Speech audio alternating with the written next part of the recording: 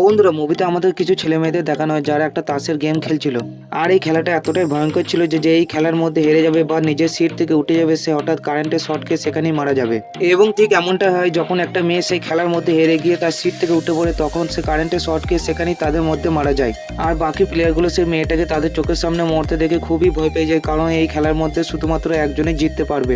এরপর আবার সে মৃত্যুর খেলাটা শুরু হয় এবং যখন একটা মেয়ে তার জন্য নিজের ভুল কার্ডটা বেছে নেয় তখন সে মেয়েটাও তাদের সামনে মারা যায়। তারপর অন্য একটা ছেলের পালা শুরু হয়, কিন্তু সে ছেলেটা নিজের জন্য সঠিক কাজটা বেছে নেয়, তাই সে দ্বিতীয় প্লেয়ারটা তার সামনে মারা যায়।